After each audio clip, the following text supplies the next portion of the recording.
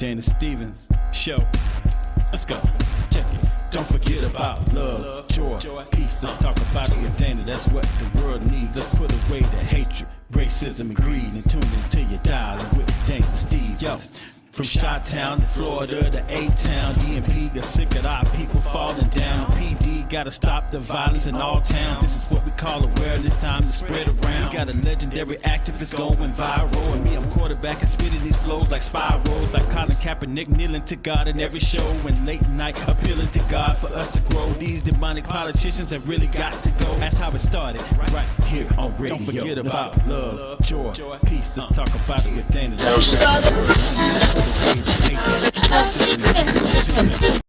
Well, a happy Wednesday evening, October the 2nd, to all of you out there in this great big world that we call social media. This is Brother Dana coming to you from, that's right, Chicago. Shalom to all my precious people of the Most High Yah. And again, you know, I say the precious people because when the Most High, when God revealed to me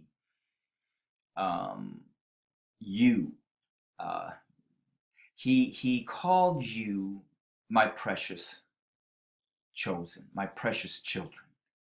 And that is why I so often refer to you as his precious children. But tonight's video, totally unplanned, you know, came about because I get comments and I've gotten some emails from fellow Gentiles of mine. I don't know them, but I know one thing, that their eyes are not open. And if you read through some of the comments on some of my videos, a few of them will make themselves known by their comments. But one of the comments and statements that I have received multiple times over these last couple of days, especially yet last night and today when I put out the video, The God of White Supremacy, are Gentiles saying, well, you know what, Dana, you're going to eat your words, because when Trump is elected again, it will be proof that God has chosen him. And you will be wrong. And I guess that makes me laugh, because to my Gentile family members, I couldn't be in more agreement with you than that very thing, that yes, I do believe that Trump will reign another term. Absolutely. And there's reasons why. First of all, before Trump was even elected, and most people were saying there's no way he would be, I know that God at that time, the Most High Yah, told me that Pharaoh must be on the throne for Pharaoh to fall. And from that point on, I knew in my heart that Trump would win, even though it went against everything that I could imagine that this man would win. But he spoke that to me, the Most High did, by saying Pharaoh must be on his throne for Pharaoh to fall. And this is why, number one, in my Gentile Republicans, conservative evangelicals will know that if there was a black man in office when white supremacy in America falls, it would be the black man's fault, eliminating us from taking any responsibility for the seeds that we have sown throughout our history as a nation.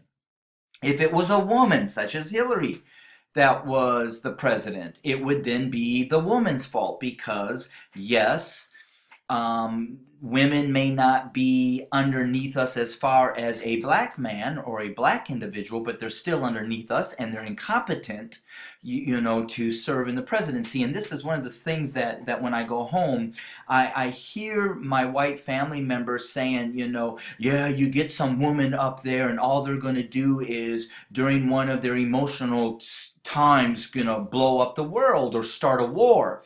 And my simple response to that was, well, geez, how many wars have we had in the history of the United States, and did a woman start any of them?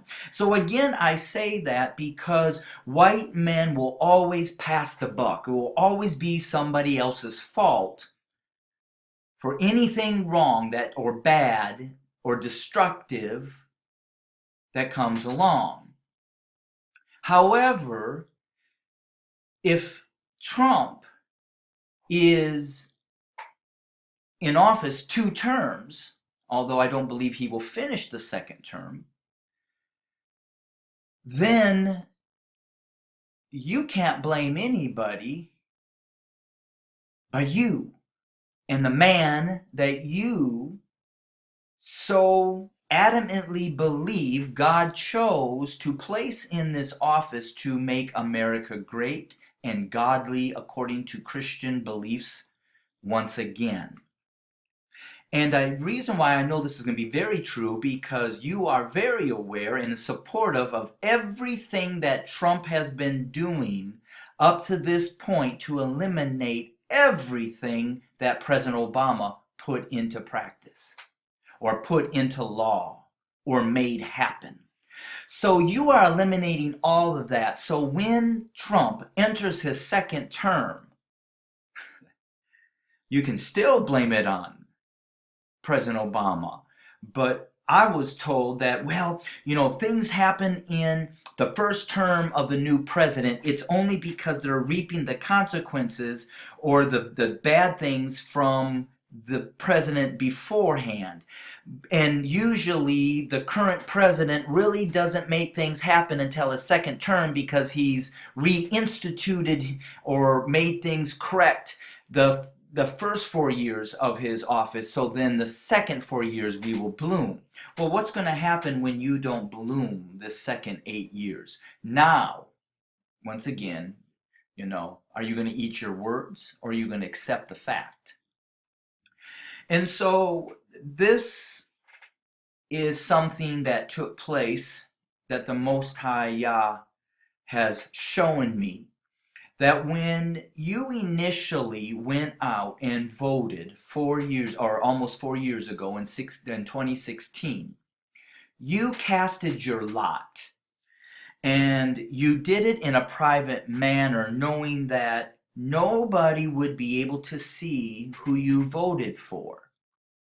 And so you voted for Trump, where deep down in your heart you know that when he was not running for president, many of you termed him in a very nasty way, including those close into my household, that he was a no good blankety blank blank, and all he did was file bankruptcy and screw everybody over. But now privately you're voting for him to be president for one reason: that he's going to make America white, strong, and superior again, and place all people of color back into their shut up, be quiet, and obey place. So you casted your vote, which actually you casted your lot. And I'm going to get back to these 3 things in a second. Number 2, you've continued to overlook his ungodly behavior. So now, not only did you vote this man in for your own reason, which most of you voted for him because he would make America white again, now you continue to overlook his ungodly behavior. And let's just look at his mouth. Today, he said that this ordeal with Ukrainian president was bullshit. Okay? He spoke that. You have no problem with it. That's just today. Yet, if you look at the history of how you judged President Obama, I remember him wearing a tan suit, which was on Fox News. I remember when he used a selfie stick in the Oval Office, and you claimed that that was absolute disrespect. I also remember when you judged him for some mustard. Go back and look. Do you see a difference in what your current man of God is doing and what this past, you claim, the Antichrist was doing? And then you will, especially now with his impeachment, begin to rise up and boldly defend him and vote for him again.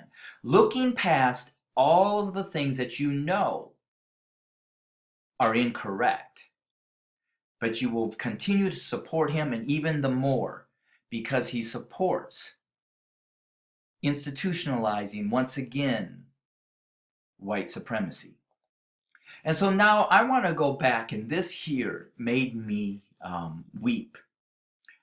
You privately casted your lot.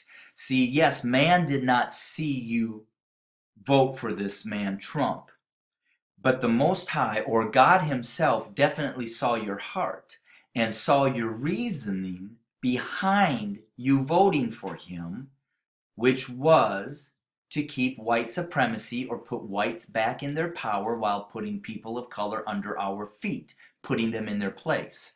You casted your lot. And then I looked up, what does it mean to cast one's lot? And the definition is to decide to join someone or something and share in his or her fate. When someone casts his lot or vote with someone or something, he is joining this person or this group, and therefore joins the fate of these people. If you want to worship Yah with us and hear, oh, I'm sorry, that is not supposed to be there. But look at that. Decide to join someone or something and share in his or her fate. When you casted your lot, you privately, but still in the eyes of God, decided to join this man in what he was going to stand for and do, build that wall, get rid of immigrants, put people of color and blacks back in their place. You casted your lot. And all your votes and all your lots, yes, not by public or not by majority, but by the system that is set up in this United States, electoral votes. Your vote, your lot, you're joining this man. Put him in office. So now you're in another place where maybe the Most High Yah, God Himself, would forgive you if you realize that you put your fate in this man, your faith in this man, and now he's acting up a fool and he's doing things that are so contrary to your Christian upbringing. And yet now, even during this season, you decide to turn your cheek, your eye, your face from what's really going on and the way this man is really behaving, because you're still adamant that you want white supremacy to be in control, like it was at the beginning of this country. And you're not even taking responsibility for the minor things that you judged President Obama on, even his faith, claiming because he had a name, he had to be Muslim. You judged this man. You judge this man on his faith. You judge this man on his tan suit. You judge this man on mustard. And you judge this man using a selfie stick. Well, guess what Matthew 7:2 says? For with whatever judgment you judge, you will be judged. And with whatever measure you measure, it will be measured to you. So once again, you casted your lot. And you have decided that you are going to join this man in his belief in making white supremacy and America great again by putting whites in total power, getting rid of anybody and everybody that doesn't agree with us. You continue to have judged President Obama and overlook that, and you not using that same measure of judgment that you use with President Obama. You are no way, shape, or form using it when it comes to President Trump. Got this period of time to repent, because after all, Number 3, you will boldly defend him, which you're at that point now, and you will vote him in again. And this comes from Matthew chapter 23, verses 24 to 30. It says, Jesus told them another parable. The kingdom of heaven is like a man who sowed good seed in his field, but while everyone was sleeping, his enemy came and sowed weeds among the wheat and went away. When the wheat sprouted and formed heads, then the weeds also appeared. The owner's servant came to him and said, Sir, didn't you sow good seed in your field? Where then did the weeds come from? An enemy did this, he replied. The servants asked him, Do you want us to go out and pull them up? No, he answered, because while you are pulling the weeds, you may uproot the wheat with them. Let both grow together until the harvest.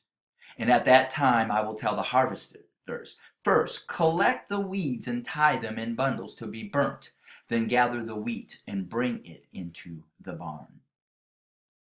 I know this is talking about the kingdom, but I also know that in Christianity, we also use that in basically what we do here, the seeds that we plant, who we hang with, that we need to be careful. We need to make sure we live our lives as wheat, so we're not in any way, shape, or form mistaken for weeds.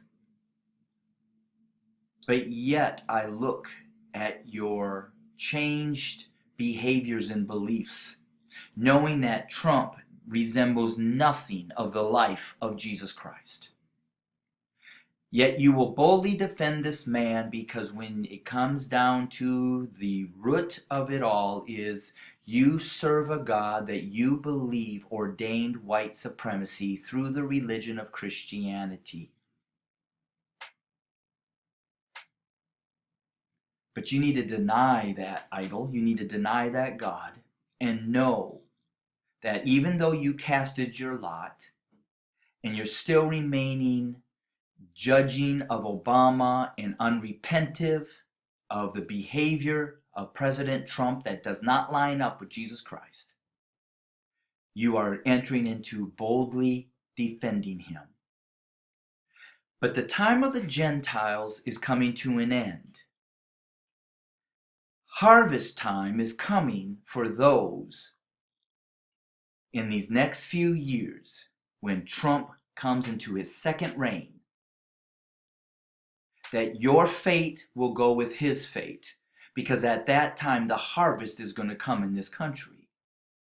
And those of us white Gentiles, evangelical Christians, that have recognized, repented, and boldly confessed that we know white supremacy has been wrong, that this nation from the very founding of our forefathers has done blacks and people of color injustices, that we have judged the Muslims and other countries on what we call horrible ways of treating their people, while we ourselves continue to treat our blacks and people of color with horrible disgrace and brutality, rape and murder, incarceration wrongfully.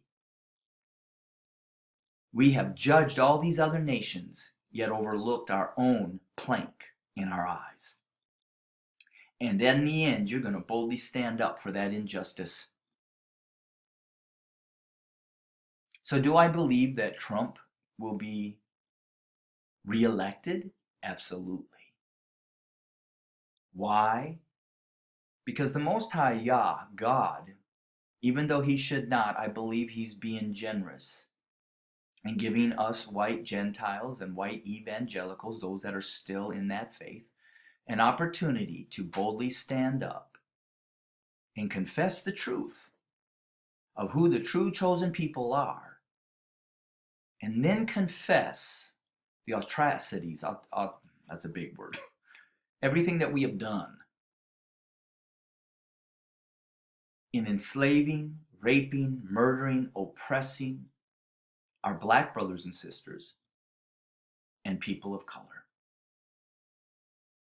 You know, they walked around the city of Jericho 7 times, and I believe part of that was giving others, just like Rahab, an opportunity to repent, to make it right, to get with her, and because only those that were with her were saved from the collapse of the wall of Jericho and the collapse of the city of Jericho.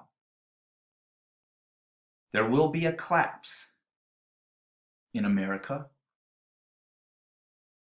and only those of us that will march with the true chosen people that lie within this country, which we have called Black African American, will be saved from the fall. And the fall is not going to come from who you think it's going to come, but it's going to come from the Most High Himself. Why? Because we are about to reap what we've sown, because our season as Gentiles is coming to that end.